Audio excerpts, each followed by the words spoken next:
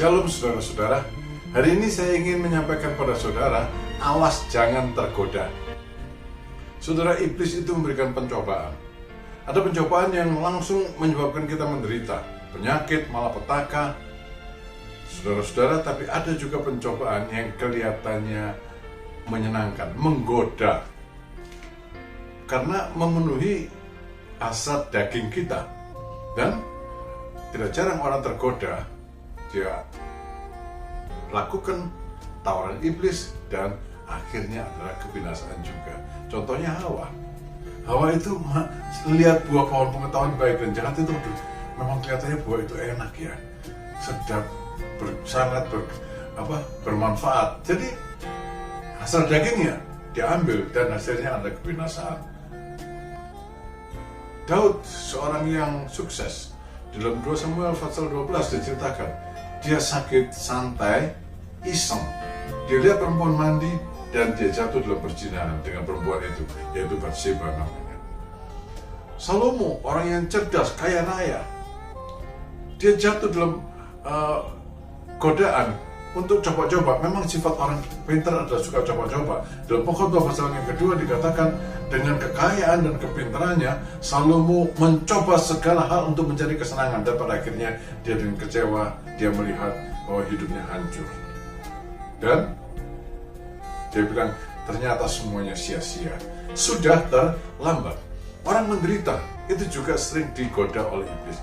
Bahkan Tuhan Yesus waktu lapar pun iblis berani menggoda. Di dalam Matius pasal 4 ayat 2, dan setelah berpuasa 40 hari dan 40 malam, akhirnya laparlah Yesus. Lalu datanglah si pencoba itu dan berkata kepadanya, jika engkau anak Allah, perintahkanlah supaya batu-batu ini menjadi roti.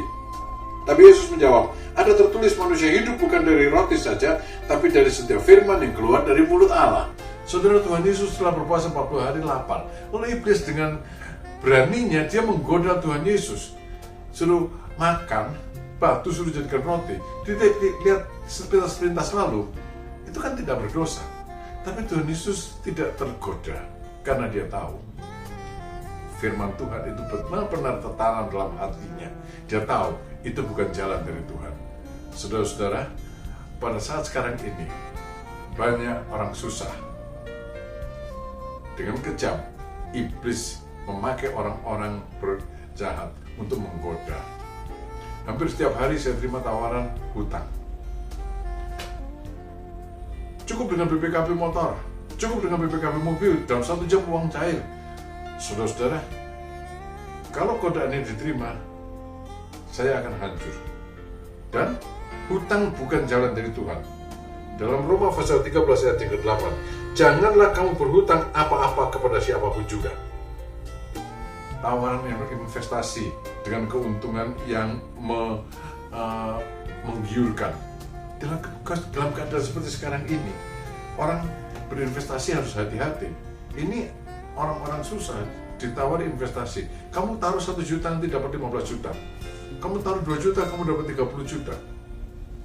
Saudara, ini godaan iblis karena hanya orang malas dan orang serakah ingin cepat kaya mau melakukan ini. Ada saudara menjual rumahnya dan dia bilang, saya lihat hasil penjualan rumah saya itu, uangnya langsung ditanam di situ dan dibawa kabur, dan sekarang menderita. Saudara, ini bukan cara Tuhan. Sebab cara Tuhan adalah Kejadian pasal 3 ayat 17, dengan bersusah payah engkau akan mencari rezekimu dari tanah seumur hidupmu. Dengan bersusah payah, orang ditentukan untuk bekerja. Manusia berdosa ditentukan untuk bekerja. Saya harus bekerja, saudara harus bekerja untuk mendapatkan rezekimu. Meskipun mungkin sekarang kita di PHK, kehilangan pekerjaan dan sebagainya, saudara, apa saja bisa dikerjakan, kerjakanlah. Malah sampai pun harus melakukan just tip, jasa penitipan belanja. Lakukanlah untuk mendapat sekedar uang untuk makan dan minum di masa-masa sulit ini. Saudara-saudara, masa sulit ini akan berakhir. Tapi orang yang tekun berpegang pada perintah Allah, dia tidak akan berakhir, bahkan dia akan mengakhiri masa sulit ini dengan sukses. Hati-hati, jangan tergoda. Tuhan berkati saudara-saudara. Amin.